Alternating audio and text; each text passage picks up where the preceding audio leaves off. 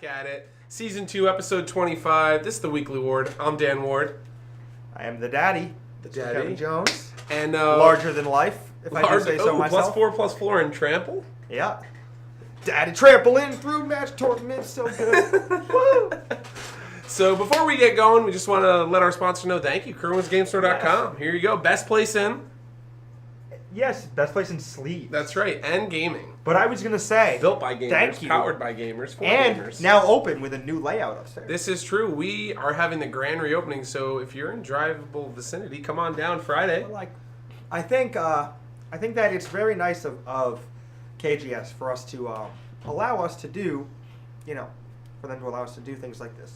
Yeah, it's fantastic. Sit here for an hour and a half every Wednesday afternoon and just hang out with each other. Yeah. And riff on ourselves and, blast off about nonsense or whatever and just have a good time. Yeah, it's great. So definitely check out the website. We got a lot of stuff going on there. We've got new content. We've got Matt Tumovich got his article up there from the Invitational. A lot of that was meant for the Invitational, but can still be moving forward a point of reference for Standard.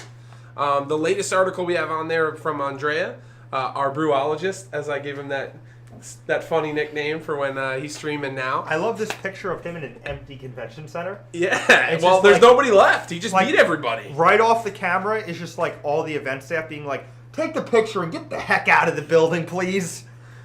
So the latest article, Do Not Metagame. It's a good read. I definitely check that out. Let's just take a look at this thumbnail down here. It's just great. Just me and you back to back. Great? It's pretty great. So if you do miss an episode, or maybe this is like something where you have to go to work, we always put the videos onto our YouTube channel and onto our website about a day after, so you can always go back. You missed the sweet intros and the outros because, Twitch doesn't really like us using in copyrighted material. Yeah. But you know what? That's what you get for being here live. Does it shut down and the in entire the show, or does it just black out It the song? just takes an amount of time that's not really the same as the video, and just removes it. So you'll see what's going on, but you won't hear what's going on. Okay. So, be here 12:30 Eastern Standard Time. Come on, who needs to work at that time? Yeah, you go to lunch. Your lunch break, you should be watching us. Firing it up. If you're somewhere else in in a different time zone, of course, maybe you're watching us after dinner. Yeah. Europe. 7 o'clock at night. And, of course, we're giving away a booster box, so get in on that. New article by Matt Tumovich up here on the site. Yeah. So, Matt's a good dude, solid Magic player. So. All right, so give a little rundown for today. We're going to go over the entire Invitational, so both the modern portion and the standard portion. A lot of people are talking on Twitter and all over social media about Hall of Fame, so we thought maybe we'd throw our little spice onto it and kind of go a little maybe deeper in a different way than most people are, as far as just saying, oh, well, let's vote for this person, let's not vote for this person. Thanks a lot. Look at that. Cowboy. 73. Cowboy. Appreciate it. Now I just want to sing Kid Rock. Because I'm a cowboy. Cowboy, baby. Riding that Where's night, that 'cause I sleep all day. See, that's a song I can definitely see Ben Friedman just strapping the cowboy hat on and just getting into it. So, Mike Souls in the chat. What's going on? Mike Souls is a solid wizard. Yeah, so we're going to get into that. And then we promised you from last week's episode the top 10 creatures of all time, or at least in our opinion, and we're going to shoot back. I got my countdown right here. I got mine ready. Did you look at mine? Did you look at mine? Be honest. All right. You did. You did. I pulled off a sheet of paper snake so in that the I grass. could do it myself. I didn't look down the entire one, but okay. I couldn't help but to resist how right I was. No, just seeing one or two names as I took the page off and turned it over. Okay. I didn't look. I wanted to be surprised. Yeah. But I glimpsed a couple by mistake. Spoiler alert, Slippery Boggle. That was number 11, so that's not on the list for me. It didn't make the cut. Spoiler alert. You can pitch it to Force of Will, so it's good, right? Yeah, I guess. That's the legacy reference for any blue cards. Imagine Legacy Boggles. Someone played it. My buddy Omar. He got in there.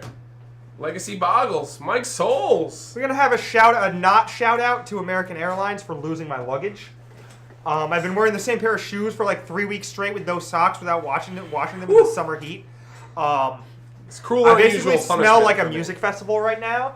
So there's huge apologies to Dan for having to put up with me all the time. In addition to the normal stuff. But I don't really care. Addition. I'm just living my life the only way I know how. Man mode. USA, USA, USA. If Omar's in the chat, he can shoot in the Legacy Boggles list. I was playing and then get a rousing game of ping pong against Todd Stevens on Sunday night at the after party for the SCG Invitational. And I don't know if you know this about Todd Stevens, but he was a D1 college tennis player. Okay, and I was a D2 college tennis player. So we you got guys a little are battling bit it of out, flexing on an each old other. man and we're table ripping tennis. back and forth. And at some point, I realized when this game's pretty close, and I realized that like I'm literally sliding around in like an inch of like gunk. Hey, that's appreciate in my the follow. shoes. Thanks a lot. There's just like an inch of like toe filth in my shoes, and I can feel my feet like sliding around in it. Mike Souls, thank you. Matt C was hating on the hair. The hair's done to perfection because it was time to get a haircut, and I had to get ready for this weekend, and we got big things going on. We do. We got the grand reopening. We got pre-release. We do. I got a basketball tournament of all things. Yes, I do play basketball. Do you guys from need time an to extra? time. So You don't need anybody? No, you can come down and watch. You can put a team together. Where is it going on? It's going on in Norwich, New York. It's like 2 hours west, past Oneonta. I could see myself taking a trip. You should. If I don't have ball this weekend, I'm trying to get in a softball tournament right now. I mean, you should come down. It's a good time. It's just like they shut the entire town down, and just like everybody from like 5 years old to like 60 years old puts teams together and they play, have fun. And it's threes? Yeah, it's threes. It's great. It's great. Anyway, let's get this party started. We're gonna go over to SCG. Help us out here. All right. So the quick rundown we have. Let's give a little rundown of names and decks for the Modern. We'll start off with of the Invitational. So we got first place with Death and Taxes, Brian Koval. Brian Koval? Sorry, I think it's Koval. Yes, it is a Gus Macker tournament. Sorry. Okay. So Koval is from Pittsburgh area. Alex Bistecki, Chris Stagno, those are like his friend group. They like Eternal a lot. Brian and Stagno play a lot of Vintage and Legacy. Brian's a level 2 judge as well. Okay. Very good player, very underrated player. He's been doing well for a while. He seemed very at peace and calm with his match. Yeah. Like, just didn't bother him at all. He's great. One time I played against him in Legacy. I was playing Goblins. He was playing Merfolk. If you know, that's a horrible matchup for Merfolk. Yeah. He just played Propaganda and I died. I was like, I've never lost to Merfolk before. But yeah, no, Brian's great. Second place with Grixis Death Shadow, Canada's favorite son, Daniel Fournier. I think it was Canada Day on Sunday. Yeah. Excuse me for being, so Americo-centric and not knowing. But heard it was Canada Day. I saw some people shouting out Hain on Facebook, so I assumed that the minute it was Canada Day, they said Happy Canada Day or whatever. So happy Canada Day to Dan for getting second. He's been on a tear. Yep. Apparently all it took to stop him was America. Fitting, right? Oh my god. But yeah, good job, Dan. We're glad you kept your fidget spinner in your pocket this weekend. But congrats, man. You got all the way to second when you didn't have to run into the daddy. So it's good. Way to go. Third place is another New Yorker, Michael Streenis. NFG. Western New York. That's right. WNY or NFG bot. Shout out to Michael Streenis for the great finish. Jobman played Eldrazi-tron really well. Yeah, we're going to get into, obviously, his top 8 deck from Standard as well. And it was a deck that I know the team worked on for a little while, and Jimmy really put together for him. He went undefeated in Standard. He drew in the last round. It was Pummeler. Oh, Teamer Pummeler. Yeah, it was a 7-0 list that he just said he didn't drop a game, or not a game, but he didn't drop a match, and it just felt really good. We're going to get into that. We got Grixis Death Shadow, Todd Anderson in fourth, who has been on fire with the T-shirt game lately. On absolute fire. T-shirt games, crazy. Yeah. He's got like all these like Rick and Morty T-shirts. He's got all these like. He's got the shark one. I like the shark. The shark one. It's just a shark and a boat, and the shark has a speech bubble, and it says, "I personally think the size of your boat is just fine." Yeah, it's from Jaws. Is it? I think so, because he goes, "I think we're gonna need a bigger boat." Oh! And then the shark's like saying, "I think your boat is a big enough size because it comes in." Do you know what I thought it was the entire time? Because it's so funny. I don't know. It's like PG-13. There's always been this saying. It's like it's not the size of the boat. It's the motion of the ocean. So I always thought it was the shark being like, "Hey, don't worry, you're doing just fine." Oh no, I don't know. Maybe it is. that's so funny though. I thought it was a Jaws reference. I think it is. I think it is. Okay. My mind is obviously in the gutter. I'm sorry. But man, that's funny. And then he has like this shirt that's just the Arby's logo and then the word nothing from Nihilist Arby's. You know Nihilist Arby's on Twitter? No. There's this Twitter account, Nihilist Arby's, and it's just a picture of the Arby's logo that just tweets like negative, depressing, horrible things all the time. Jesus. Nihilist Arby's. All right. Todd Anderson loves it. He thinks it's high-level comedy. He just has a shirt with the Arby's logo that says nothing underneath it. It's great. Todd Anderson's shirt game is absolute fire. But that said, we got fifth place, Obzon, James Woolmacher. You know what shirt he was wearing this weekend? The only game in town. Yeah. Our buddy Joey Manor. James went undefeated in the Swiss. If He did. if First memory serves seed. me right. Brendan 2000, thanks a lot for the follow. Appreciate it. Yeah, he's someone that like I've played with before. He's from the Jersey area, and it was no surprise to me to see him finally have like a really big finish.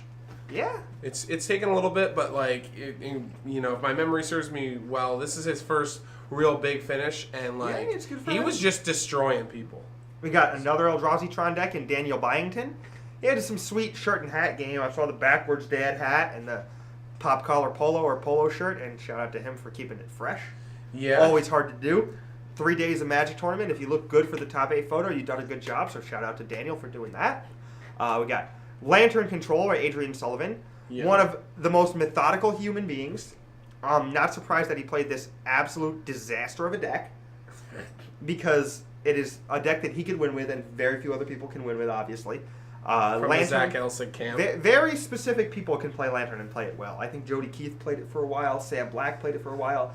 All of them have an affinity for strange decks.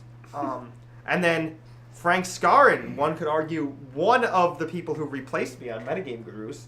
I don't think they can argue. I think that's actual factual information. Well, I think he was coming along anyway, whether or not they replaced me. He's just one of the more I'd say underrated that players people Brad don't know Carpenter about. probably replaced me. I like to consider Okay. Brad Carpenter my replacement, so anytime he doesn't do well at an event, I go,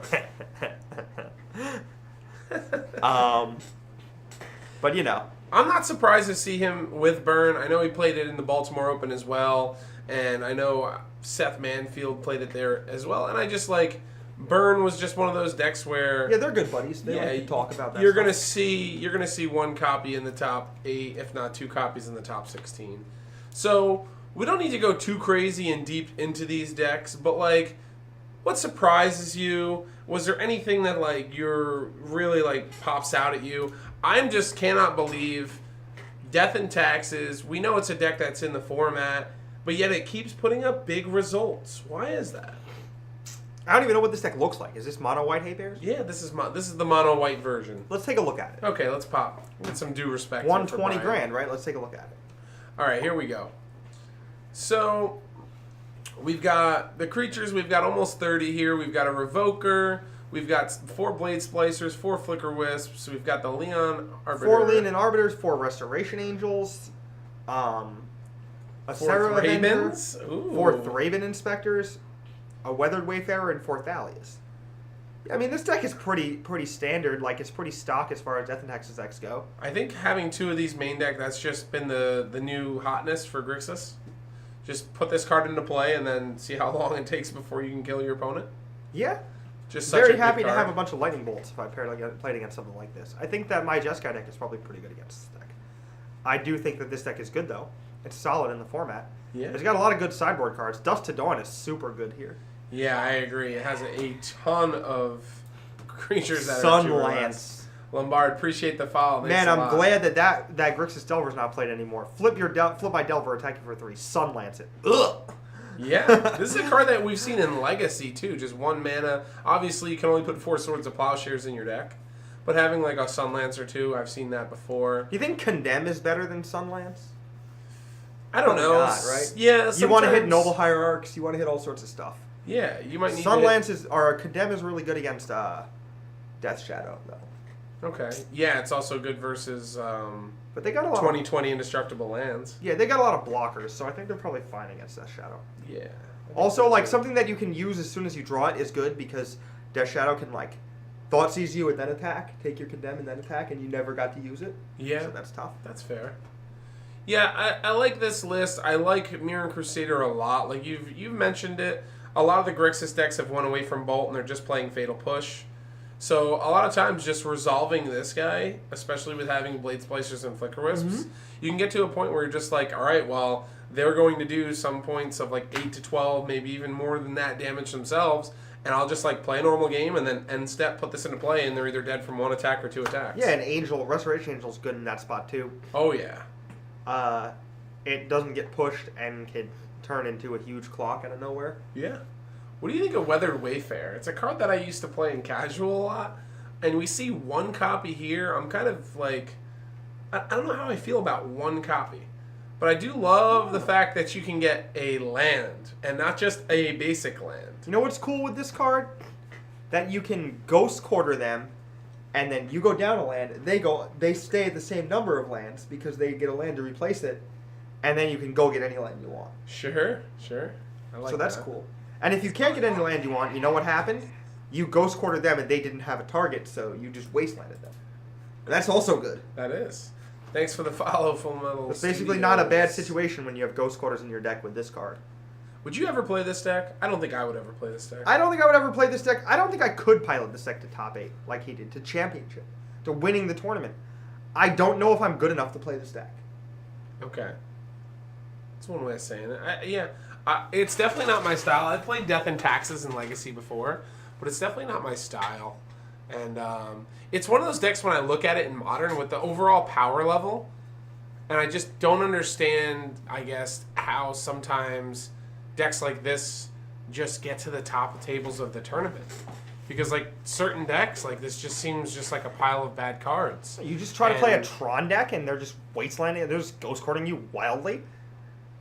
Yeah, well, you can't search for new lands. But I mean, like the games where you don't draw an Aether Vial, I think, are like night and day with this deck. Whereas you just have they can like have a Reality Smasher in play, and you have like a Blade Splicer and a token, and you're just like attack like Restoration Angel, my Blade Splicer, kill your creature. It's like what? What just happened? Yeah, yeah, that's crazy. All right. We saw 2 Eldrazi Trons, 2 Grixis Death Shadows, Abzan, Lantern Burn. Not much to be said of these lists. Pretty much standard list. Did you see anything throughout the weekend that would lead you to believe otherwise? This one was a little bit different because I was like talking to James and I was actually watching a couple of his matches. Deck. No I think scavenging this is weird. This card, Voice of Resurgence, is one of like a really. It's either going to be just okay, or it's a really good meta call for the weekend. I lost to this card this weekend. Do you think that the art from Voice of Resurgence looks like the freaky rabbit thing from Donnie Darko? It could. I think it looks like a what's that stag? The 3/3 stag. It looks like a junior stag. Glimmer Point Stag? Yeah, the 3/3 can't be countered pro blue, pro black. Oh, Great Sable Stag. Great Sable Stag. It looks like a junior Great Sable Stag. It looks creepy. It's like hiding in the woods, just looking at you. Yeah, I don't know. It's like, weird. What is the oh man, what is the name of it? It's like an urban legend. Oh, it's Reddit. It's creepy pasta. It's the Goat Man. The Goat Man story. That's what the Voice of Resurgence art reminds me of. Don't know what that is. Anasasi's or Anasi's Goat Man story. Look it up if you got some time to spare. Okay. You got a big empty house now. All your roommates are just dropping like flies. So this is true. You got nothing to do but sit up there on internet reading the Goat Man story. That's true. I have nothing to do. So yeah, I do like this card a lot. I think it's obviously a roadblock for the Death Shadow deck. Puts out a nice threat when you have Lingering Souls, and also is a real problematic card, as you mentioned. And you lost to it this weekend. Just like a beatdown card for any of the Jeskai. Any of the Flash decks really have to deal with this. 3 Bitter Blossoms. That's a lot. And I mean, more than 0. I didn't even realize there were 3 main deck Bitter Blossoms in this deck. Yeah. What is this deck? This deck's weird. This deck is ready for Affinity. Yeah. Oh, it's certainly ready for Affinity. Yeah. Probably ready for my stupid deck too, my stupid Jeskai. Yeah, I like this version because it's a lot different. We've seen like the little kid Abzan versions. I like the flexibility of being able to have Knight of the Reliquary and get your toolbox effect. We're missing out on having Dark Confident, but you can't have it all. So I do like this a lot. All right, let's get to the standard portion. All right, here we go. The same 8 people, believe it or not. Mm-hmm. We got some different decks, though. We've got Grixis Colossus. What on earth was he playing? Grixis Colossus? Yeah. Come on. You know this deck. Herald of Anguish has made an appearance. Where's Tezzeret? What is it called? Tezzeret the Schemer? Doesn't have it? Nope, no Tezzeret. So This deck can't be anything but dreadfully bad, right? I don't know. I've seen some people put up some results on Moto with it, and people talked about it being like they think one of the decks that can go like over top of the other mid-range decks. This is any colorless creature spell, right? No, it's only Eldrazi creature spell, so you can't trigger Kozilek's Return with Metalwork Colossus? No. This deck is poor. You think it's poor? Yes. I think that it's like close to being good, if that makes sense. Like, at least there's 4 Renegade maps in it. Your nonsense argument that you had. About what? Renegade map being tier 1? Yeah. Hey, Renegade map is a good Magic card. It's very good, obviously, with Improvise. So, yeah, I don't know. Matter Reshaper. We see some Eldrazi, but nothing really to trigger the Kozilek's Return. No, there's a Deep Fiend. Oh, there's in one the main deck. Oh, okay, yeah, there is one Deep Fiend. And I guess you can get it with the Sanctum, it so that makes sense. Okay. It's good deck building. All right, we've Mardu got Vehicles for Daniel Fournier. What are you doing, man? I thought we were blue deck bros. What are you doing? Fournier, what are you doing? Mardu Vehicles? Get out of here. Hey, man. I don't want to talk to you. I don't care if you dab every time you see me. people over. Just wanted to run them over. What does this list look like? Any good? Stock? Let's Let's see. check it out. Okay. Yeah, pretty stock. All right, well, we've got some... 2 main deck Aethersphere Harvester is kind of cool. Yeah. Lay bare the heart. Lay bare. Everyone's moved over, man. No more transgress. You got to lay bare. So it's just Thoughtseize as long as it's not a legend. Yeah. So can you take a Planeswalker? No, right? I believe you can take a Planeswalker. No, a non-legendary card. Sure, but the Planeswalkers Planeswalker don't say legendary? legendary on them. I That's a wanna good know the answer question. to that. There's a rules question. Vroom, vroom. All right, Mike's Judge happy. is in the chat. See, can take a Planeswalker. I'm right. Okay. Thank you. Yeah. Lay bare the heart. You know what Lay bare the heart can't take? Bruna. Archangel Avacyn. This card is gas. Bruna's gas. Thanks a lot for the follow. Appreciate it. Akibot. So, yeah, pretty standard. We see, this is a little bit different, actually. We've seen a lot of the Mardu vehicles go away from Walking Ballista. Yeah, but this is good against the Monument deck. That's probably why you put him in the sideboard. Okay. Or in his main deck. That makes sense. Let's look at this Pummeler deck. Speaking We've of been the talking about Monument. that. Yeah, Mike's Pummeler deck. I should say Jimmy's Pummeler deck. But here we are. Some Pummeler action. This is like equally split between Pummeler and like a Teamer Energy aggro deck. When I first saw this list, I was like... This list is so strange. What? What? Samet? Oh my god. So, spoiler alert, we will be featuring this deck on next week's Deck of the Week. So, hopefully Tuesday, maybe Wednesday in the morning, we'll see what we can get it out to. I don't know if I like that idea. Yeah. What, Samet? Putting a standard deck up 4 days before a new standard format. Yeah, it's fun. Old standard deck. But whatever. You're in charge, homie. That's right. Don't forget it. 2 Ronus, 3 Voltaic Brawler, 4 Servant, 3 Long Tusk Cub, 2 Bristling Hydra, 4 Electrostatic Pummeler, 1 Samet Voice of Dissent. What do you make of the numbers on this? This is like I don't know, make any sense to me. We just at all. like roll the dice and like they Weird. came up that way. End of turn Samet, untap play Ronus, attack you. I just don't understand why we're playing 4 Long Tusk Cubs in this deck. Or not playing 4, right? I can get 3 Brawlers, okay, whatever. But 4 Long Tusk Cubs should be like the standard, right? Yeah. 2 Fling? Yeah. Oh, wow! Yeah, 2 you didn't Fling? see Fling? No. Fling's how he was killing everybody. He was telling me he gets the, incremental damage in, and you'll see here through the spells, we've got 4 Blossoming Defense, works as obviously the defense for the deck to be able to get through some damage. Harness Lightning, only 3 for a removal spell. 4 Attune, We want energy. We want to be able to have a little bit of fixing. Invigorated Rampage is the split one, right? Yes, the split one. So we have 4 and 2 larger than life is the 6 spells for the pump plus 4. And then 2 fling. I really like fling in this deck, to be honest with you, because there's just, especially with the blue white monument deck, like pumping up the pummeler and just being able to just do this, blossoming defense, and then fling it. You can also fling Ronus. You know what's really cool? What? When someone casts Fling, sacrificing their 17-17, or no, sorry, 18-18 or 20-20 electrostatic pummeler. And then what? And then you spell queller it. Ugh. That's brutal. Which brings me to the card that I played this weekend. And the card that Todd Anderson played this weekend. To a top 8 finish at the Invitational. So we're over it. And we're in it. This deck. Which is funny because someone in the chat last week said you should play the Mono White Monument deck splashing Cloud Blazer and Spell Queller. And I just read it and laughed at them. And you were like, I'm going to play Teamer Delirium, or I'm going to play this bad. You know the exact deck we had on the stream last week? Yeah. Got second in the Classic, including beating your stupid Angels deck in top 8. Hey, Roman. Shout out to Roman. Got second in the Killed Classic. it. And Brennan DeCandio played it in the Invitational. Okay. Like, he chose to play that deck. He had all these choices, and he's great. He could play anything, and he chose to play that deck. Yeah. That deck is good. I'm not saying it's not. I think Elder Deep Fiend is a messed up I think I made a card. great deck choice, and I played this deck. Okay. I did not have Essence Scatters in my sideboard, and I lost a Torrential Gearhulk. Yeah. I think a lot of people lost a Torrential Gearhulk this weekend.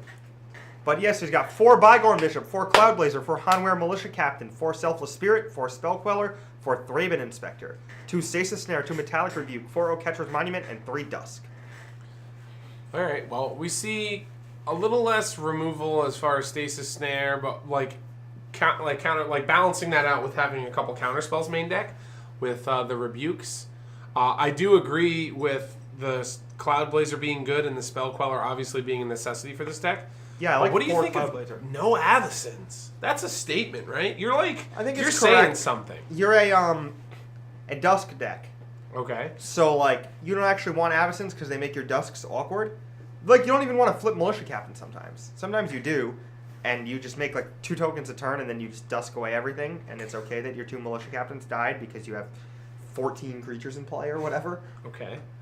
This is definitely a card that I wish I would have put into the Angels deck that Roman took to the top 8 of the Classic. Angel of Sanctions is definitely one that we need to get into the sideboard The at least. white-blue Monument Mirror Breaker is just Avacen. And it's Oketra's Monument. Yeah. Having the Oketra's Monument is just that important. So, Essence Scatter, I agree with you. I think it's a really good sideboard card. Deals with the Gear Hulks. We see even a 4th copy of Dust, the split card here. Do you think that's necessary? Yeah.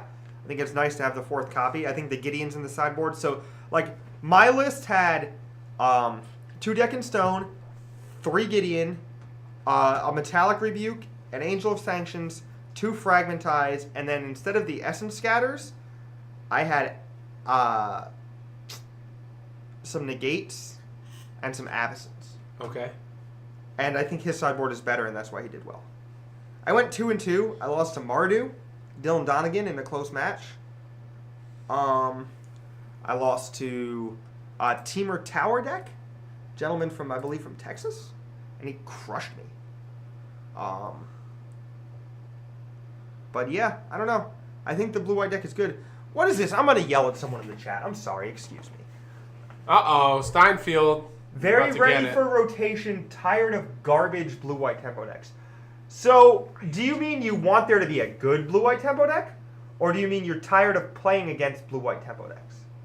Because the amount which I like you as a person is going to wildly change based on your answer. Yes, I agree with you, Derek. The format at this current juncture is actually very sweet. It's sweet. And there's a lot going on, and it was actually quite interesting to just play Standard this weekend and watch it. I really had fun. Unfortunately for the Invitational, the Modern portion, I kind of got destroyed. I went 1-3 and then went 3-1 in Standard, so I loved my Standard deck, even though Kevin thinks it was an unplayable, did you say dumpster fire? I said it was the worst standard deck I have ever seen in my life. But cool. But cool, yes. Yeah, okay. So, I'll take that from Kevin. That's like a compliment. Do you want to look at it? We can pull it up in a sec. Let's just round out the top 8 here.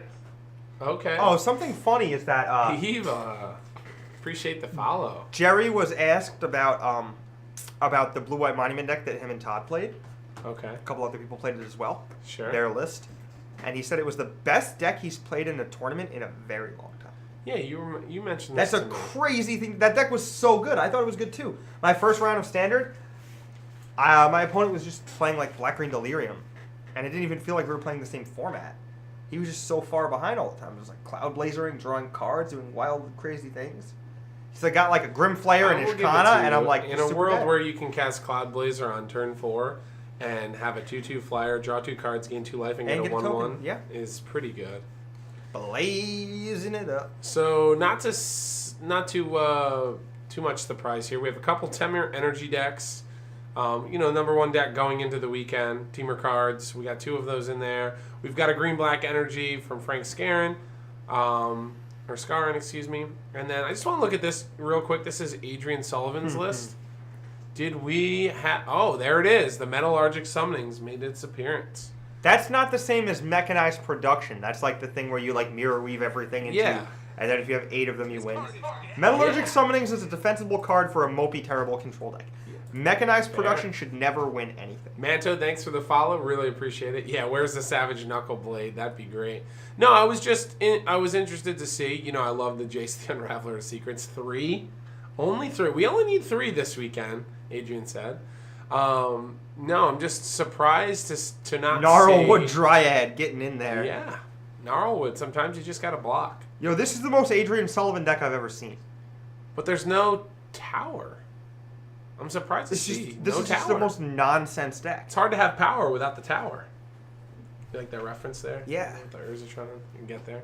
So I hate I am surprised. Me too. I am super surprised that there's not 1 or 2 towers in here. But I guess it just like doesn't need it because we're gonna dig and we're gonna resolve the Metallurgic Summonings, and that's how we're just gonna close the game out. And I kind of like that. They're just gonna Gear Hulk you, and you're we only got 3. We only got 3 Gear Hulks. And some would argue, thanks a lot, Nolan, appreciate the follow. Some would argue it's right now is a tough time for a Gear Hulk.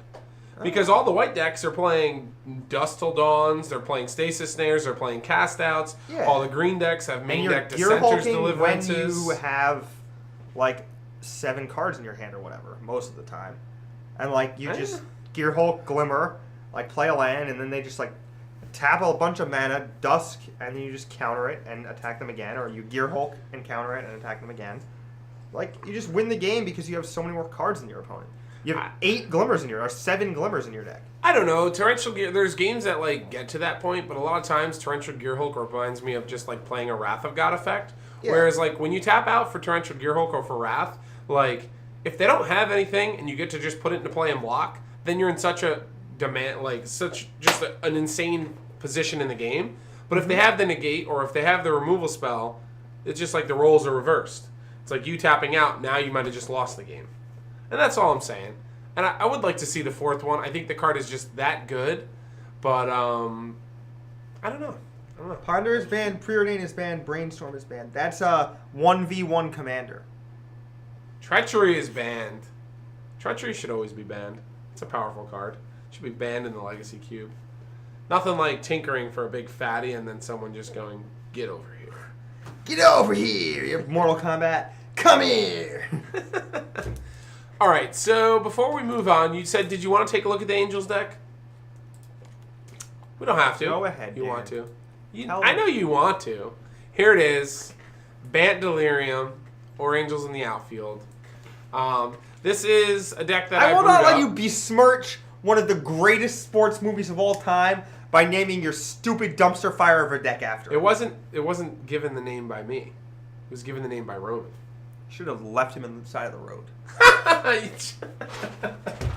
Disgusting. Oh, no. Angels in the Outfield is an American classic. It's an instrumental part of my childhood. It's not even in the top 10 sports movies of all time. It should be. No, it's not. If it's not in the top 10 sports movies, you're watching an realistically large amount of boxing movies, which all suck. You're just too biased to baseball. That's the problem. Baseball You're is even wearing great. a baseball hat. Baseball's okay. Wait, this deck 5-0'd today? Yeah, duh. The deck's great. Yeah. Well, there's downtime. It must have 5-0'd in Dan's dreams. This deck is great. I had the pleasure of working on this with Miles Rodriguez and Roman Busco, who I rode down to Roanoke Don't with. for a second tell me that Miles participated in this Oh, nonsense. Miles did. Miles His helped out. favorite cards to play are like mono red aggro. They are, but he got to partake and help out with a lot of the last couple 1 and 2 ofs in the deck. So, but yeah, we worked on this deck. We went down there early on Wednesday last week. Thursday, we spent most of, if not the entire day, at the SCG Center. Which, by the way, if you have time to go, check it out. It's pretty sweet. I was really pleased with the way that they have the store set up. Primal Druid in this deck? Why not? Yes. Primal Druid is exclusively a chump blocker, and it is a card that when everyone's trying to run you over, which was the standard format going into the weekend, the Monument deck just kind of came to like an actual, like it came to being a deck. It was like talked about, and there's a couple people playing like different lists, and then actually everything came together, and Primal Druid's not really good versus that deck in particular. But when people are playing like Mardu Vehicles and T-Merge and or Teamer cards and all these decks, zombies, they want to attack you. And what this deck wants to do is it wants to ramp into its big spells, and Primal Druid's like one of the best cards to do that, because not only does it get you a basic land, but it gains you life at the same time. I casted Fumigate to ramp. Oh, that's cool. Yeah, it's great. So, just going through the deck quickly, it has a lot of one-ofs because we're utilizing the Traverse mechanic. They called the deck Bant Delirium. You know, that's a fine name for the deck. We have a lot of cycling cards. We've got 4 Cast Out and 3 Dissenters Deliverance. They're really the most important cards in the deck because they utilize Delirium, which is important. And they kill Heart of Kieran. They kill Heart of Kieran. They deal with threats that you need to deal with. So Heart of Kieran, Torrential Gearhulk, Chandra was the big one. It was the only card, I talked about this on Thursday going into the tournament, that I had to worry about. I lost. My only loss was to Temerge. I keep saying Temerge. Teamer cards. Teamer Energy. Teamer Energy. There we go. Teamer Energy. So I lost to that. I lost to Chandra both games ulting. And so, you know, those are really important.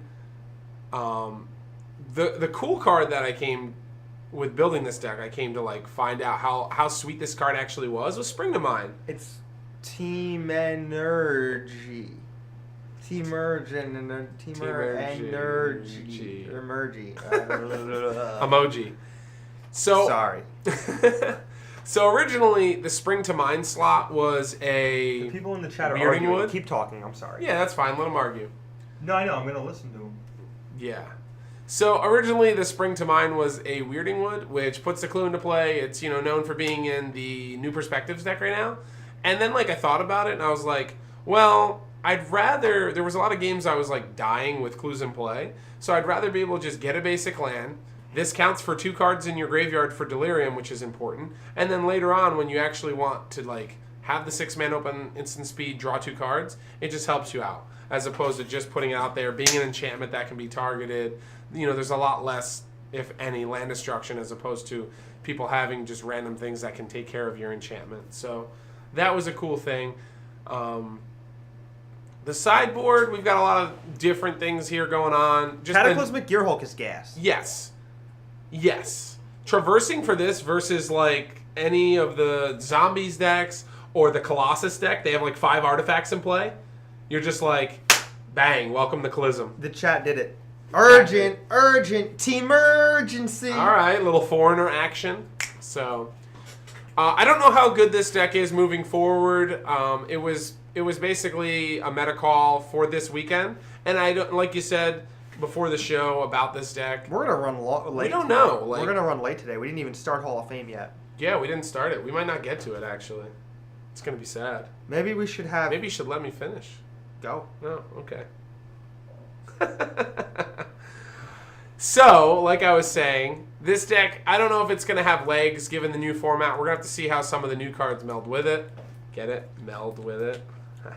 New rule. If you're in the chat talking about Lantern, you're going to get banned.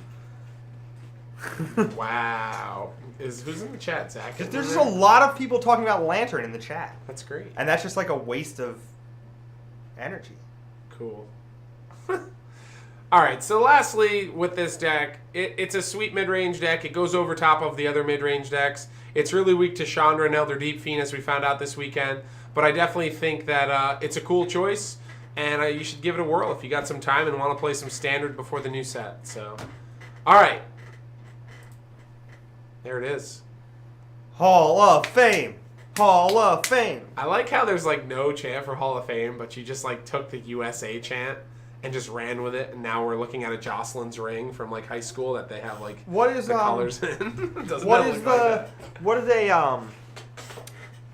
they don't chant Hall of Fame, right? When LeBron, they chant MVP. MVP. MVP. Also known as every single home team superstar halfway through the season gets the MVP chant, or at least like 5 or 6. You know who gets it all the time? Russell Westbrook. You know and then who he else gets actually it? got it.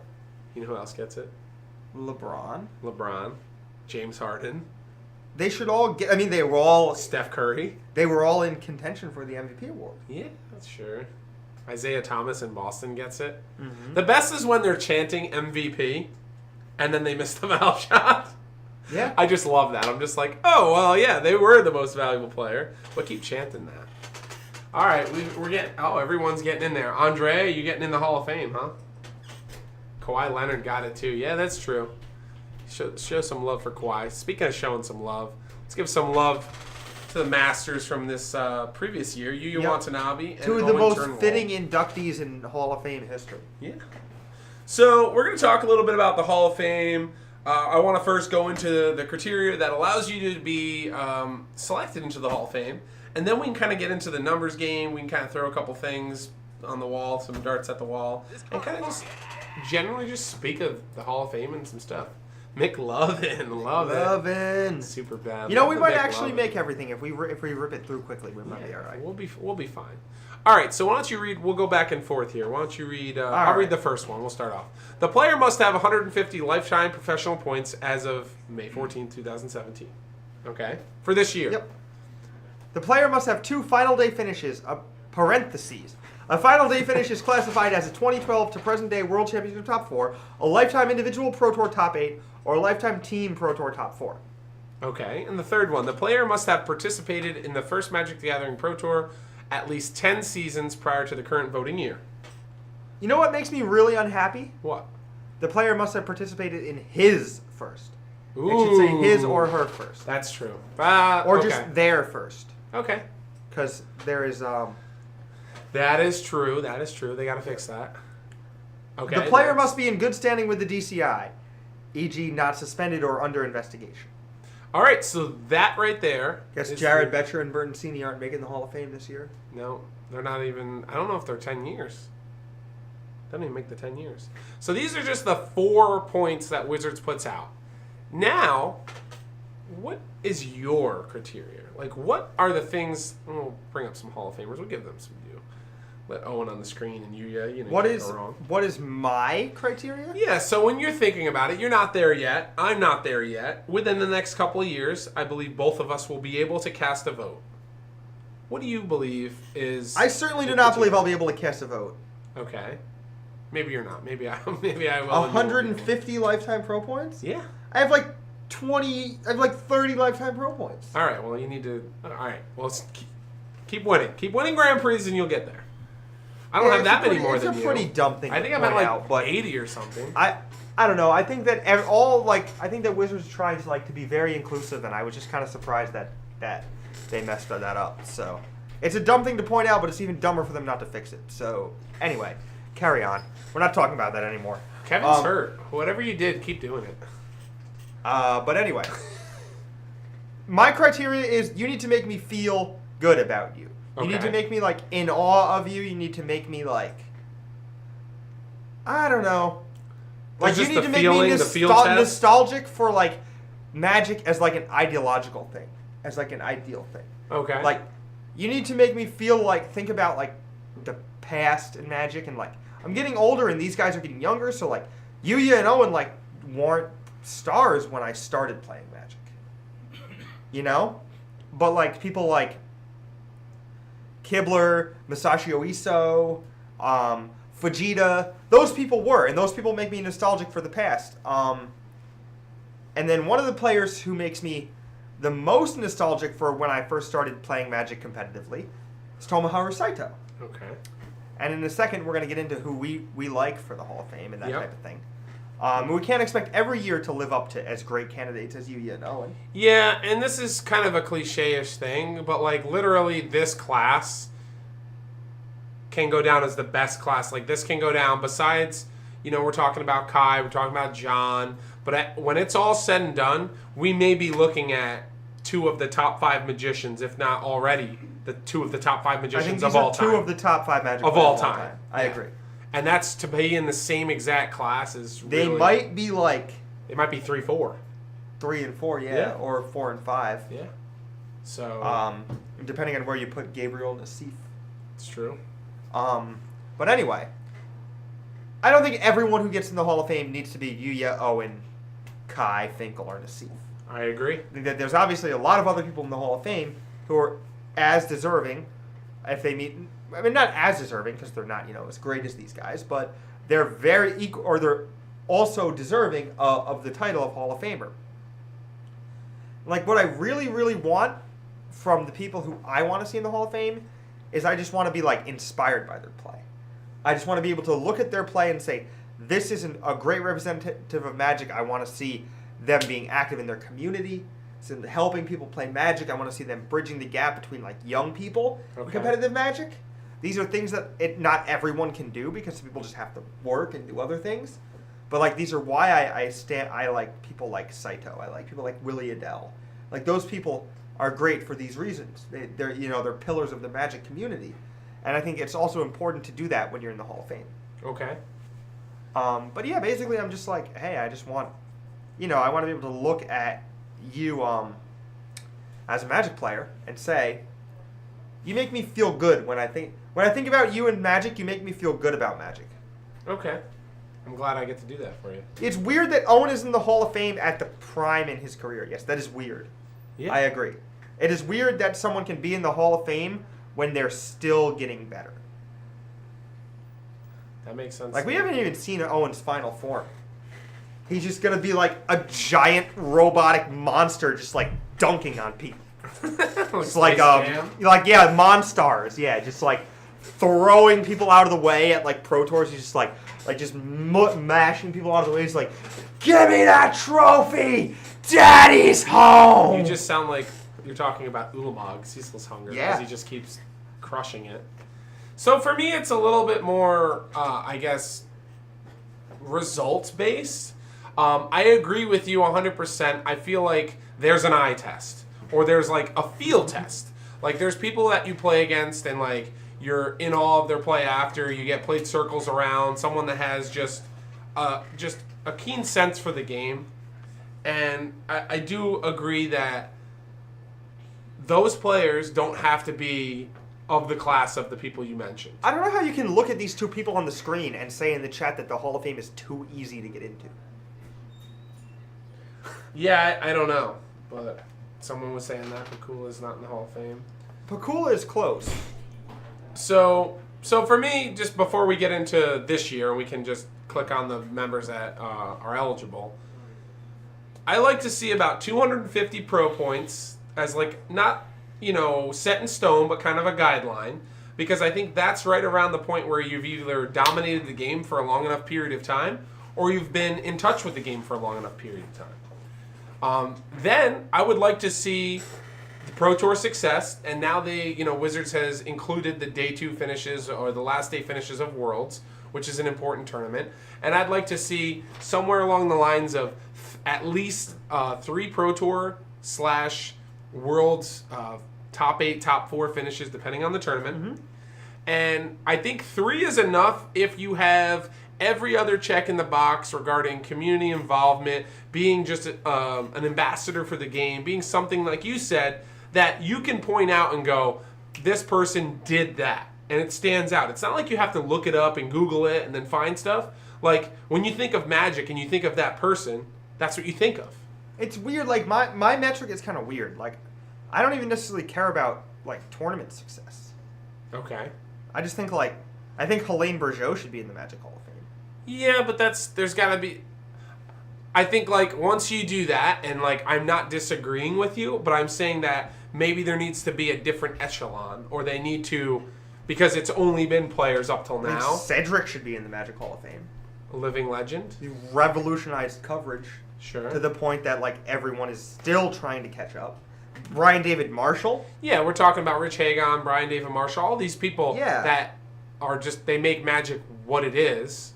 I don't disagree with you. Even the streamers. I guess this is the Pro Tour Hall of Fame, Yes, so it's a little different. Correct. But, yeah, I don't know. It's the Pro Tour Hall of Fame, so it's different than the Magic Hall of Fame. I think they're two different things. Okay. All right, so let's get into the eligibility. So statistical breakdown, and then we have the class of 2017. So out of this ballot, we've seen a lot of talk online. We've got names that have been brought up. So Ivan Flock. Yep. I know he's been brought up a lot. Martin Yuza. Let's get into Chris Pakula. Josh Utter-Layton, a.k.a. Raptor. And I haven't really seen anyone else go over anyone else's name. Maureen Lebert. Yes, correct. Maureen Lebert, yep. Heezy. Mark Herberholtz. Justin Gary. Mark Herberholtz kind of falls in the same kind of, section as Chris Pakula, right? Yeah. Like, they were dominant when they, for a period of time, then they kind of, like, went away, and, like, the talk of them, like, getting in the Hall of Fame was kind of, like, the fire was hot, and it's been kind of, like, dwindling down ever so slightly. I mean, Tom Martell is getting close if he doesn't stop playing Magic. Okay. What else? See, I don't know how many points Ikeda has. Sifka was a star for a while. Okay. Yeah, no, definitely. I don't know how much Magic he's been playing, though. So, I guess I wanted to go into one of the breakdowns. We can get into the math here. And I just wanted to just give people some perspective. Right now, everyone's got Josh Utter-Layton, I think, on the top of their list, and well-deserving. Mm-hmm. But I don't know if... and this is just one of, like I said, one of the... maybe in some players and some, vote casters, I should say, books... a little bit smaller of piece of information than they use as opposed to Pro Tour top 8s and World's top 4 finishes and that. But in my opinion, I really think that Grand Prix, their top 8s and their wins, are not just as important because obviously the Pro Tour is the Pro Tour, but I think it shows that you've committed to the game. And it shows that if you're doing this for an extended period of time, you could make the argument that people have played that many more Grand Prix, so yeah, they should have that many more. So look at this list. Okay. I'm looking at it. There's a lot of asterisks next to the names of the people. Yeah, you know what that's for? Asterisk denotes a member of the Pro Tour Hall of Fame. There's 2 people on this list who do not have asterisks next to their name. Yeah, right at the top here, and I can scroll down a little bit. We'll scroll down as far as right there for now. Yeah. And I mean, this one is pretty interesting, but... Reed's not eligible yet. But he's slam dunk guaranteed to make it the first year he's eligible, probably. Yeah, I would assume so. Schwartzman, I don't know. I don't think he's... I think his ship has sailed. He's not in the Hall of Fame, is he? Is Schwartzman might already be in the Hall of Fame? No, he's not. He doesn't have the asterisk. Yeah. He was great, though, for a while. So, I guess getting to what you basically were alluding to here, you're looking at Tomohiro Saito and Martin Yuza as being 2 of the top 5 all-time Grand Prix top 8 leaders. And they both have 4 wins, but we're talking 24 and 26 Grand Prix top 8s. Yeah. That number is just Martin Yuza has 26 Grand Prix top 8s and 4 wins. Yeah. He's just a monster. Yeah. He's one of the best Grand Prix players of all time. Yeah. And I think But it's the Pro Tour Hall of Fame. It is. It is the Pro Tour Hall of Fame. Which is what Yuza detractors say. They go, but it's the Pro Tour Hall of Fame. He only has 3 top 8s or whatever. I think he has 2, actually. I don't know. He might have 3. He just got one, right? Yeah, he has Kaladesh? Yeah. Or Ether Revolt? I'm not sure which one. He just got one, though, right? Yeah, he just did. So he's got 3 now. I think he's good. I think he's going to make it this year. You think Martin's going to make Yep. it? All right. And then let's scroll What down about Saito? to... You want to talk about Saito? Oh, do I want to talk about Saito? I don't want to do anything today for this topic but talk about Saito. Okay. Well, So go let's ahead. You talk got about the Saito. audience. Pillar of the Japanese community. Okay. One of my Magic heroes when I was younger. It was so inspiring. He was like, him and Shuhei were like some of the first Kenji to do this thing where you go and you travel the world and play Magic from another country. From an Asian country on the other side of the world, very far away from the hub of Magic. Like you weren't coming from Canada, Mexico, England, Brazil, even Brazil. Even Brazil is closer than Japan. Japan is ridiculously far away. Yeah? These guys were taking day-long flights to play in Grand Prix. Saito was like my hero when I was a teenager. Okay. It's just like he did so much for Japanese Magic too with Haruruya and some of the other things they were doing with tournaments and stuff. Haruruya just started something called Haruruya Hopes. Yep, we which talked is like about a little that bit of weeks a ago. like a scholarship program, Yeah, sort like of, a for junior aspiring program. Magic players. Yeah. Yeah. And I think that I've been told that he is a very, very deliberate person. He always moved slowly and methodically, and he did not get suspended for bribery. He got suspended for stalling. I think that that Saito's suspension is a rough mark on his record, of course, but I think that his suspension is the type of suspension that if you wanted to be ignorant, you could just say, and even if you wanted to just be opinionated, you could say that he didn't cheat at all, that he just didn't manage time well, that he was sloppy. Like, it's pretty possible to have enough plausible deniability to say that Saito never cheated at all. Yeah, it's definitely opinionated. Yeah. It's not like Jared Betcher. Sure. Literally just a pathological stacking of your deck like you're a criminal. That's not what happened with Saito at all. Sure, but I think this falls under the same, preferences when we talk about, even Marcio. I mean, I don't want to put all of these in the same category, but if someone gets marked as a cheater, I didn't know Saito and I didn't know Magic really at this kind of level then. So all I know is people say, he got suspended. I didn't know Magic in this context. Yeah. And so when people just put cheater or suspended or DQ'd next to their name, it's like a black eye. And you might not even know all the facts surrounding the actual situation or what happened, but you just know that there's something there. And just that in itself makes you look at it a different way, I think. Okay. I think that there's a weird popularity contest amongst pros and stuff. And I think that Saito has become unpopular because of this. Okay. I think that a lot of people who are on the fringe who can't get in, who I think deserve to get in, like Heezy, Saito, Pakula. I think Juice is a stone lock. Yeah, I think agree. Juice is insane. Yeah. I also think that Raptor is insane. Raptor getting in already is kind of crazy. I also feel like his success is quiet. Raptor's success is weirdly quiet. Yeah, I just want to point this out, right? So Tomohiro Saito has 533 pro points, which is almost double some of the players that are in contention for Hall of Fame this year. With that, he has 5 Pro Tour top 8s and a win. And just to give perspective, 300 lifetime pro points to Yuta Takahashi. Yeah, well, we have Sam Black has 410. There's some players that have a ton. And I just want to give perspective, and I'm not taking sides here of anybody, and I'll get into who I would vote for in a second. Where's Chris Pakula? Pakula. I skip over It's that? alphabetical by first. There it is. Gotcha. Okay, so to give perspective, Chris Pakula only has 164 lifetime pro points. Yeah. Has 3 Pro Tour top 8s, doesn't have a win.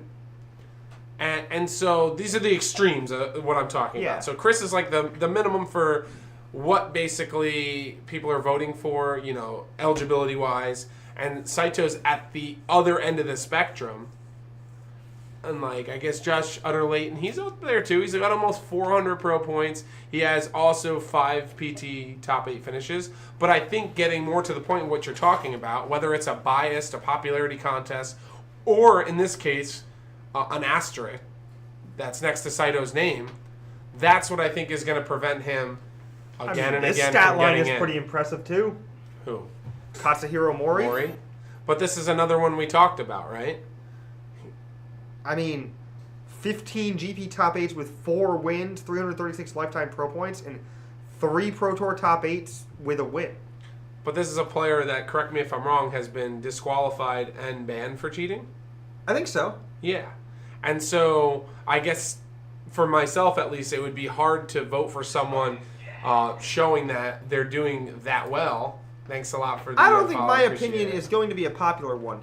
But if Magic the Gathering permits these people to play Magic, I don't understand why they should be not permitted to be in the Hall of Fame. Well, it's they meet the criteria. But it's the same reason that they don't bring up the drug discussion. They don't want to admit and bring it to the forefront that there is a problem. Yeah. So I think that's the main reason, and they, as opposed to just like blacklisting people, they just want to like have hall monitors, and in this case, they're judges, I guess to do their business. I guess the answer would be that people worry that some of these pro points and these top 8s and these wins were amassed through illicit, illegal activities. And like that's a fair argument, I suppose. Yeah. But like, I don't know, man. I mean, for this instance, I just think everyone was cheating back then. Maybe. I don't want I don't want to start anything crazy here, but I have witnessed this player in particular cheat at a pro tour that I was at versus one of my teammates. Didn't he just top 8? Oh, he didn't top 8 the pro No, tour. he scooped conceded on to Manguchi. Manguchi. Thanks a lot for the follow. I appreciate that. But I mean, this is where you talk about the boys club or the biases, the American bias, or the good old boys that are voting people in. I mean, he was one of my heroes when I was a kid too. He was one of my favorites. But he could be a hero, and you can have heroes. But if you don't know and you didn't play against him then, because you didn't, and that person's winning all the time, sure, they're winning all the time, but there was a reason why they were winning all the time. How can you vote now and say all of those results were based off of like him actually being good at the game of Magic and playing it clean, or were not? There's like a huge culture barrier between Japan and the United States too. Okay. Like, it's not like Mori and Saito can really like talk to people about what happened. Sure. They can't even really talk to the judges when it's happening. A lot of the time. I'm gonna get banned by Nightbot. You ready? I'm gonna put this in the chat. Yeah, put it in the chat. Bang. Oh, we're in there. We didn't get banned. Dun, dun, dun. Like, it's just kind of a There's weird a stat line for y'all. a weird spot because the Oh, appreciate it, and thanks for the follow. it's just a weird spot because the players who English is not their first language, and sometimes they don't even speak it at all. Sure. So some of these Japanese players, and players from other countries as well. But like, what are you supposed to do here? Like, it's certainly a tough spot, right? Yeah, definitely. Like, it's not like they have come out and said like, "Oh, I cheated. I'm sorry." Sure. And like, what is the like? There's a different... There's no protocol, is what you're saying. Well, yes and no. It's also like, what do you do in Japan when someone accuses you of being dishonorable? Like, there's a whole different like code of honor in Japan, in Japanese culture. Like, Okay. it's like, So what are you getting to, I guess, is my question. Where are we what am going I with getting to? Yeah, where are we going with this? Just that I don't necessarily know that they would act any different about the things that have happened if they were innocent of the things that have happened. Hey, appreciate it. Thanks a lot, Draco. Draco, plane shift. All right, so lastly, you kind of mentioned already. Let's just go through our list. Who makes the top? Who in your opinion makes the Hall of Fame this year? Who's on the ticket? Who makes it this year? Raptor and Juiza are the only locks in my opinion. Are you kidding me? Are we really going to agree on something? Those are the only locks in my opinion. Yeah. I totally 100%. Agree with you. I would vote for Saito, I would vote for Pakula, and I would vote for Mori. Because I'm crazy and I'll get destroyed by the chat for voting for Mori. But I would vote for Mori anyway because I don't care. If I'm allowed to vote, I'll vote for whoever I want. I just wish that like some of these players, and I guess Pakula is one of the ones in question here, I would have been able to watch the time frame or be able to just go back in time, so to speak, to see him at the level that he was highest at. Not to say he's not there now, because obviously he's not. Thanks a lot for the follow. And from my experience with him, he seems like a fine guy. He seems like someone that was good for the community. And yeah, I would like to say maybe one more result will put him over the top, especially if now that I think he is going to this next Pro Tour, if he comes back and has a big Pro Tour finish, I think like he would not only be in the discussion, but would be like a hard lock for the following season. Yeah. I think that they should just give Pakula the invite because he did this a lot with the Enter the Battlefield thing. He did this a lot for the Magic community as well. He was always squeaky clean, and he was always vocal about catching cheaters back in the day too. Sure. So shout out to him for both of those things. I mean, and we know Pakula. Some of us do at least. I've met him. He used to live in New York. He lives in Philly now. He's a genuinely good dude. He's you guys cool. would agree. We talked in Vegas, and he was telling me that my deck we played online, he said it was the worst combo deck he's ever played against. What deck is this? It was a Demonic Pact Donate Illusions deck that I put together with Madcap Experiment. And Harmless Offering? Yeah. Well, no, just Donate, because it's blue. Donate is illegal? Yeah, in Legacy. Oh. Yeah. Where's his destiny, man? The and power. yeah, the Saito was disqualified for stalling from a tournament. It's been people have questioned a lot of his play in that he was suspended as a result of this, and people have questioned that he was manipulating the time clock and stuff. Sure. Which is a really hard thing to like pin someone on when they speak another language and stuff like that. True. And they're in a different, maybe he's just in outer space and he's jet lagged and just has no idea what's happening. Yeah, he's not the only one though. No, I know. A lot of people come from different time zones, and not all of them are, reading Jace the Mind Sculptor. We gotta move on, and we gotta get to our top 10. So let's do it. We're moving on from the Hall of Fame, and we have top 10 creatures of all time. Yeah, we do. So from 10 to 1, you have number 1 as your favorite creature, or is which you think is the best creature? I started with number 1 so that I didn't end up going, oh wait, that creature's better, and then crossing my list off and down. I did that once. But we're gonna start with number 10. Okay. And go down. All right. So how do you want to do this? You want to go back and forth? Yeah. I want to hear your number 10, and then I'm gonna do all mine. Sorry, Siege Reno's not in my top 10. He might be in the top 30. All right. So for number 10, I've got Bloodbraid Elf. Right, I think it's just it's a card that all the Jund fans of the world can just like kind of vouch for being just one of those cards. It's a good card. I actually forgot about that card. It's possible it should make the list. 3/2 haste and getting a card for free. It's not the power level of some of the other creatures on this list. Yep. But it's definitely one of those memorable creatures that I can see casting. And let's be honest, the card's banned. It's certainly a good card, yeah. All right, what do you got? Hit me. I had an honorable mention. My honorable mention was 15 mana Emrakul. Okay. Aeon's Torn. Okay. I think that the card is so narrow and weird that it's hard to call it like one of the best creatures ever, but it's certainly a ridiculously powerful creature. It is literally, if you put all the other creatures in a fight, that one would win. Yeah. I guess like Reflector Mage would win or whatever, but that's not really the point. Well, he'd never win because you get another turn.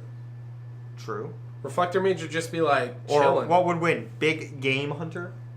Big Game Hunter would win. Just kill the Emrakul and Big attack. Game Hunter. Oh no, wait, you can't kill it. Protection from colored spells. Wait, no, this colored ability of a colored permanent. Oh my god. Oh wow. Alright, so my number 10 is Goblin Guide. Okay, Goblin Guide. So we're talking the best 1-drop red spell ever. That is a creature. Or are you really putting aggressive? Lackey? Are you putting Lackey above it? I don't care about Lackey. Okay, Lackey's garbage. Lackey is narrow for goblins. Also, like, I'm pretty sure these are all modern legal creatures. Yes, My list is all modern legal creatures. I don't have any old creatures in there. I've got an old creature. I don't have Carnophage in there. I don't have Sarah Psychotog Angel in there. Psychotog in there. Wild Mongrel. I don't have So any be of those our cards. honorable mentions of standard. I think class. that my cards are all modern legal or newer, which is maybe I just messed up then. But yeah, Goblin Guide good for between 2 and 6 damage most games. Really good magic card. Sometimes it gives them lands, but doesn't matter that much because you're trying to kill them early. Goblin Guide's great. Cool. Next. Number 9, good old Bob Mayer. I've got Dark Confident.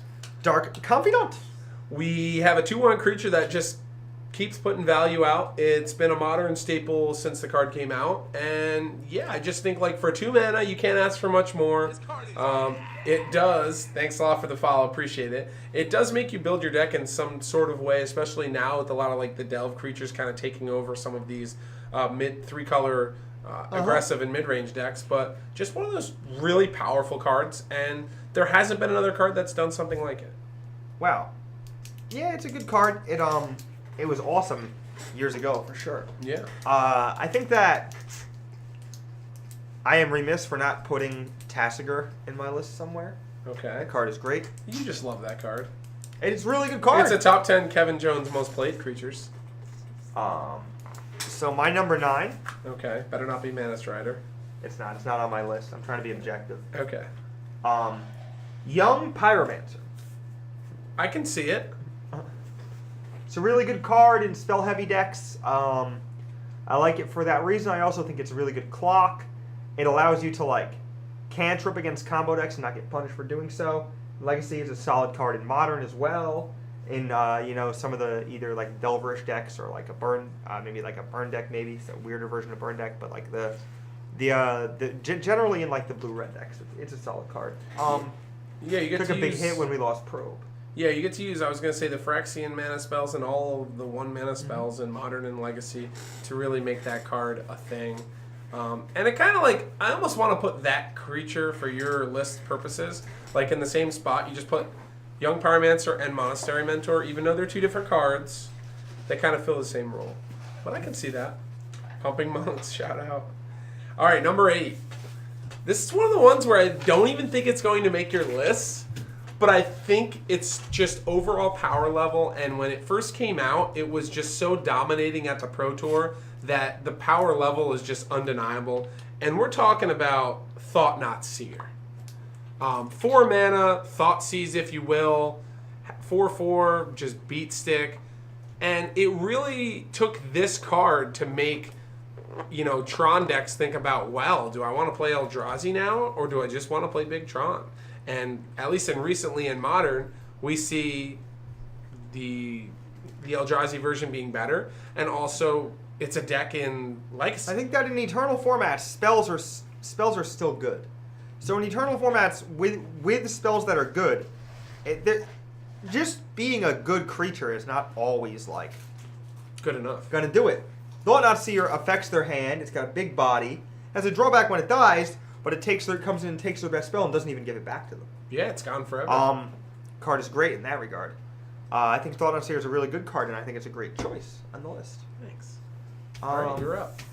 Number 8, sorry, for El Daddy Puppy is Monastery Mentor. Ooh, it's weird that I mentioned that. And by the way, we didn't share our lists, so this is all new. This is all Monastery fresh. Mentor is very, very good at closing games, Legacy Miracles. It saw some play in Modern, Sideboard of Storm, or in some weird Esper decks. Dominate in was Vintage. Good in Standard too. It's dominant. It's dominant in Vintage. The best deck in Vintage. Jeskai Mentor, or Sylvan Mentor is good as well. Mentor is a great card. I've always really liked the card too, so that helps me rate it a little highly. It just such a ridiculous spiraling effect. Yeah. It's just make 2 tokens. It's attack, play a spell. It's just take 7. Attack, play a spell, take 12 or whatever, 10. It was very, very good in Jeskai Black and Standard, and it was very, very good in Legacy and Vintage as well. Agreed. So, Mentor, good job. You're the man. All right, number 7 for me. Now this card, when it first hit the scene, I think a lot of people looked at it and was like, whoa. And then, like, a week or two after it got released, the hype for this card really just blew out. Like, out of this world. It's a card that now we see as a couple copies in Legacy decks. And when it first came out, was talked about just being an EDH card. And it's Leovold. Leovold. So we're talking about... Leovold's very good as well. It's a good choice. We're talking about a 3/3 creature. You know, those of you that don't know what Leovold does, pretty much in Legacy, takes over the game. It just makes all of the decks that are playing the most popular cards, which are Ponder, Brainstorm, any of the one-mana draw effects. I was probably wrong for not putting this card in my top 10. Yeah, I think it's you were wrong for putting Bloodbraid Elf in your top 10. The stupid Magic card. I think Bloodbraid Elf is better than Young Pyromancer and Monastery Mentor. I don't just think it's based better off than of either its one. historical context in the game. It's banned. It's literally banned. It's banned because Cascade is a fundamentally broken mechanic. And correct me if I'm wrong, that mechanic is on this card. It is. Okay. All right, that's my number 7. Hit him with it. Your number 7 is Leovold? Leovold! All right. Leovold. Jace Vern's Prodigy is a good one. I wish I thought of that one. Yeah, that is a good one. My number 7 was printed recently. Ooh. January of 2016, I believe. This creature utilized a new mana symbol. Okay. And we actually already talked about it. It's Thought-Knot Seer. Okay. I thought that the card was very unique, and I put it in my top 10 because it's very powerful, comes into playability, has a reasonable body for size, and just like kind of inspired an entire archetype that just exploded all over Eternal, both in Modern and Legacy. Yeah, this is like, it's definitely got to be in the top 10, I think, of almost everyone that has, like, that actually thinks this through, just based off the principle of it changed the dynamic of the way colorless decks could be built. Yeah. And you're no longer ice cold to combo decks. You actually have chalices and Thought-Knot, so like you're actually good against that. Yeah, which made this deck like actually be competitive in the Legacy and still competitive in the Legacy scene. Mm-hmm. Great All card. Right. Number 6. This one's near and dear to my heart. Grizzlebrand. It's a good one. Any card that is allowing you to draw 7 cards, Professor Oaking and Magic the Gathering, if you will. Even if you have to pay 7 life, it's just fundamentally broken. Grizzlebrand is a broken Magic card. Yes. Like, some cards are like Thought-Knot Seer. I don't even know if Thought-Knot Seer is a broken Magic card. It's just very powerful. Monastery Mentor and Young Pyromancer are certainly not broken Magic cards. No, not at all. Really Goblin fair. Guide's not a broken Magic card either. They're all fair, but they're all great. They all have good rates. They all do things well. Grizzlebrand is a broken Magic card. Get that nonsense out of here. You're never casting this for 4 and 4 black. Although I have done that. This card is way, way higher on my list. Yeah. Oh, I believe it. I believe it.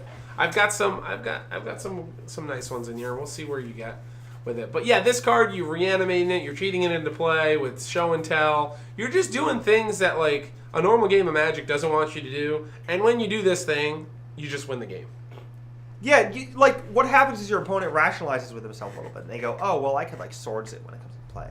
Or I could, like, Terminate it when it comes into play. Sure. And, like, if they're not at, like... Hey, appreciate If that, they're not at dude. 7 or less, or, like, 8, 9, or 10, and, like, could die to a Lightning Bolt, like, when you activate Grizzlebrand, the game just ends.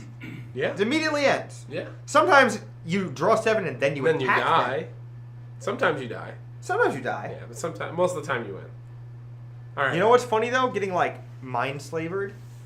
Like imagine putting Grizzlebrand into play off show and tell, and then like your opponent just puts Blind Slaver into play. Just like channels and casts Emrakul the Promised End, and then just pays like 20 life and kills you. Oh my god, that would be not good. All right. All right. Number 6 for me is another modern legal card. Sees heavy play in Legacy and saw a lot of play when it was in Standard as well. It's a blue creature. It costs 3 mana. I know what 3/1. it is. Flash and flying. This is Vendilion Click. Okay, I can respect it. We got a legendary creature here. Another legendary creature. Again, I think, yeah, I'll just pay 21 if they're at 21. If not, I'll pay 14. Come on. Don't ruin my dream. I was going to say it too, but I let it go. I let it slide this time. Anyway, Vendilion Click, again, has a powerful comes in play effect. A Thoughtseize effect, it does replace them with a card, but it Force Cycles their best card. Which I think, or their best non-land card, which I think is a great ability. And I think it's an unbelievably powerful effect to have on a blue creature with flash.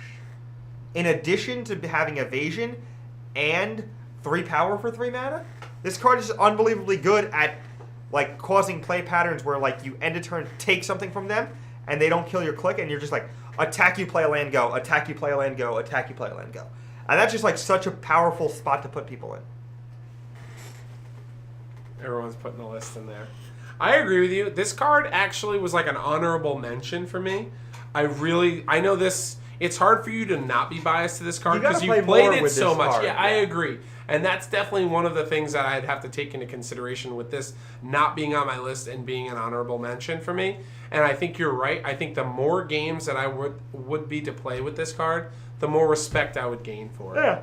You kind of got to think about like how the games, like how Magic games are played, and like Vendilion Clique is a card that just is able to do so many things in the way that Magic games are played. It can attack planeswalkers, it can attack people, can help you if you're drawing dead cards. It can take away their best card. It can respond to a fetch land and take their card when they pass priority. Yeah, which is like a crazy. Because they can't play it.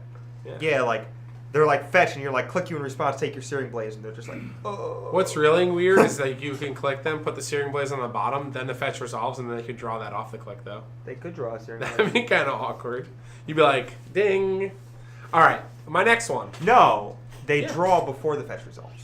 Oh, that's right, because they finished the resolving the Vintage Click's ability. All right. I see what you're doing here. You're doing big things. All right, my number 5 is a creature that we talked about earlier today, actually.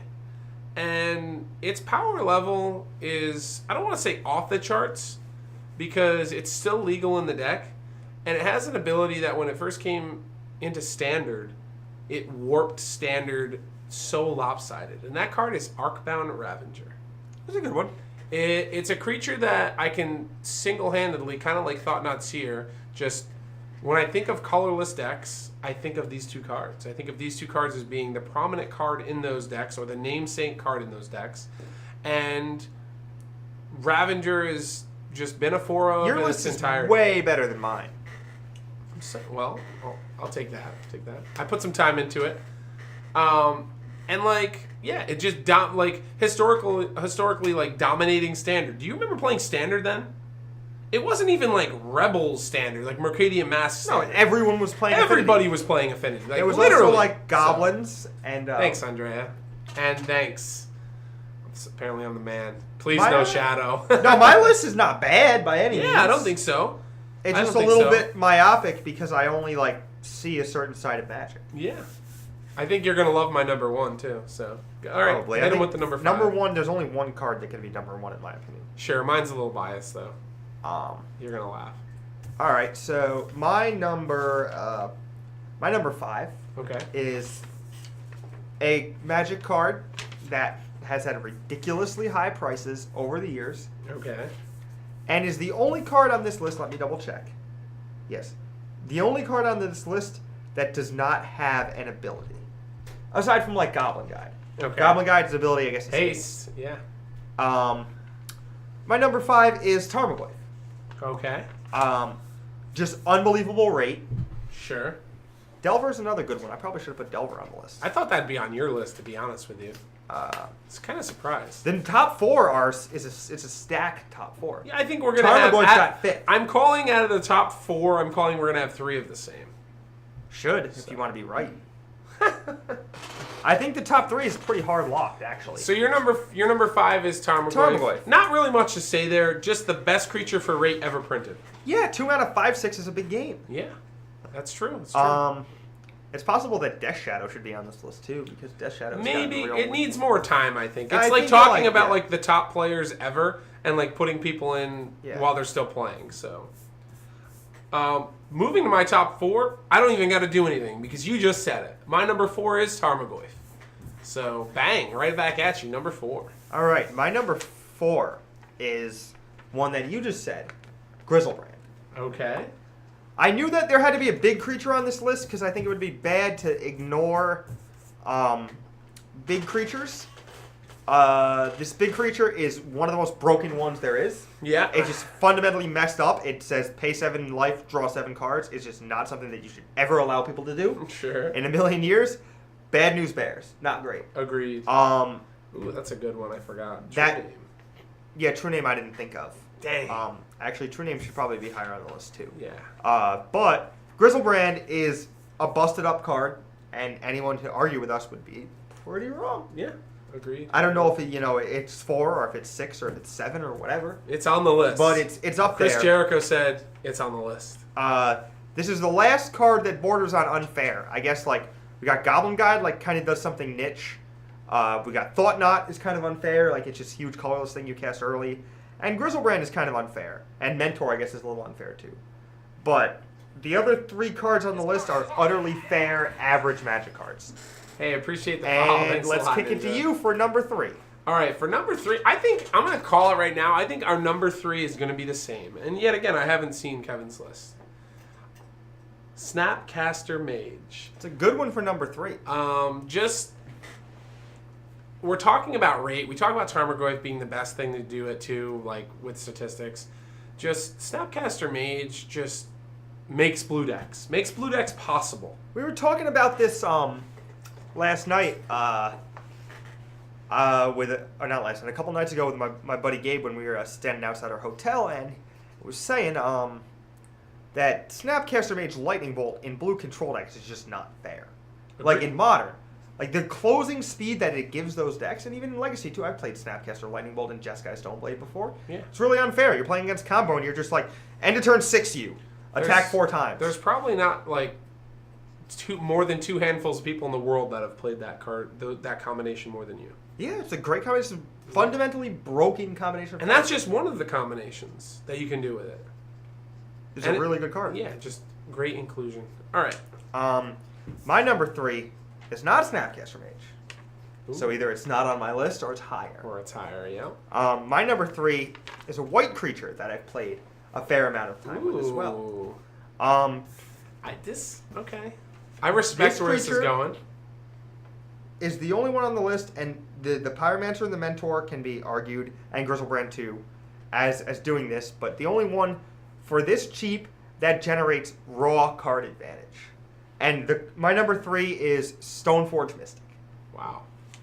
I think when you play Magic with Stoneforge Mystic in your deck, you're almost spoiled. You don't realize how truly powerful the card is. Yeah. You literally play a threat on turn 2 that unanswered will almost always win you the game, and you are up a card.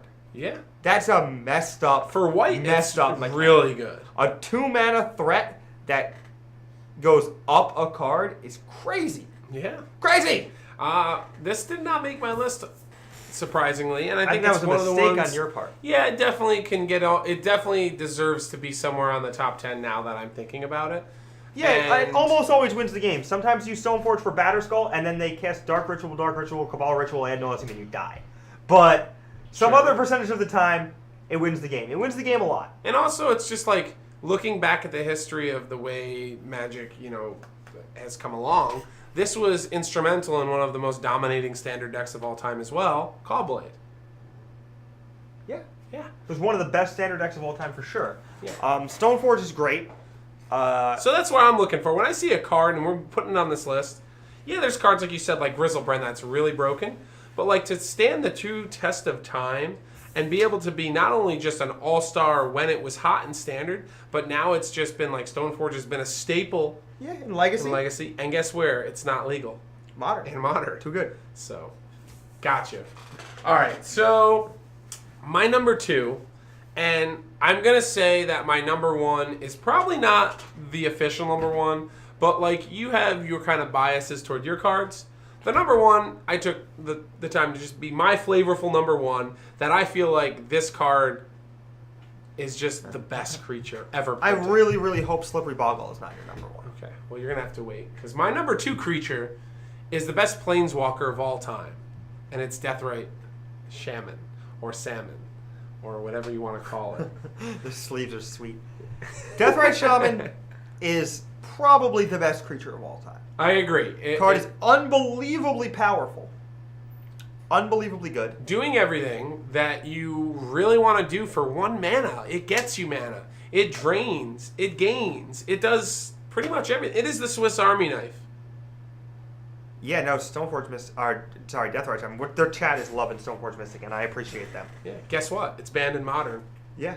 For a reason. Well, like, here the argument that Jitty and Batterskull make Mystic broken is like, sure, it needs context, but Deathrite Shaman is the best creature of all time, and you know what makes Deathrite Shaman broken? Fetch lands. Yeah. That needs context too. So it's never without context. This situation is never occurring without context, you know? If your opponent just has Seismic Assault in play, or whatever, some of your creatures get less good too. Yeah. If your opponent has, I don't know, Elspeth, Sun's Champion, Button Up Seer is probably not good either. I don't know. I think that Stoneforge Mystic is a broken Magic card and should never have been allowed to exist the way it did. Yeah.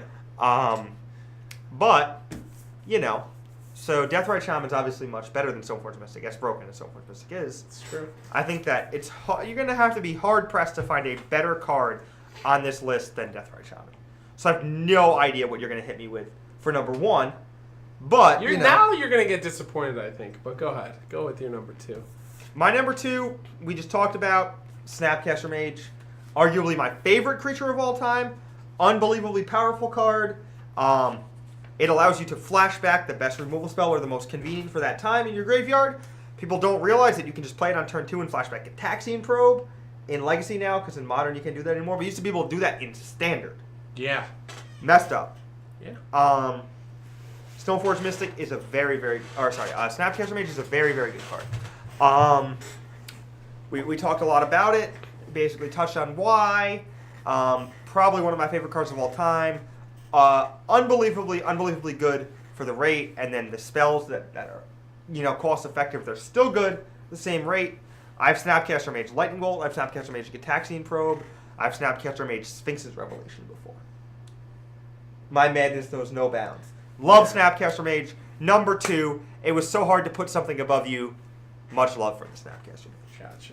Hit me with your number 1 because you probably Number 1. Screwed this whole list up. Honorable mention, True Name Nemesis in the chat. We'll give it the honorable mention. Neither of us have it on our list, and it deserves to be in there. Probably be somewhere around like 6 or 7. Yeah, agreed. All right, well, my number 1, it's big, it's bad, it's ugly. It is the one creature that is on this list that the game literally ends the turn you cast it. And you said it earlier. It didn't even make your list. Emrakul Orin's Torn. It is a card that we didn't see much play in Standard. It is currently in a couple Modern Fringe decks. It is a Legacy card, and it is a casual all-star. It, as the other cards on this list, it doesn't synonymize with tournament play. However, is one of the most iconic creatures in Magic the Gathering. When you think of big, fat monsters and like movie characters, like this would be the Kong of Magic. Emrakul is a ridiculous card. It's just a ridiculously overpowered Magic card. Yeah. That's what it is. And it's an unbelievably broken card. It costs 15 just to make it fair enough. Yeah. And it's still busted. I actually survived 2 Emrakul attacks on Monday night in the same match. Holy cow. And then I cracked back with my How many permanents my did you have? Batterskull and my Stoneforge Mystic and won the game. Oh my goodness. Scoreboard. Scoreboard. All right, Corey, enough of the deflecting palm talk, or we're going to have to ban them. We're going to have to ban them. What is the nonsense about deflecting palm? So my my number 1, we already talked about it shortly ago, is Deathrite Shaman. 1 mana Planeswalker, can gain life, can clock them fairly quickly, can fix your mana, can mitigate their delve. All these things make the card great.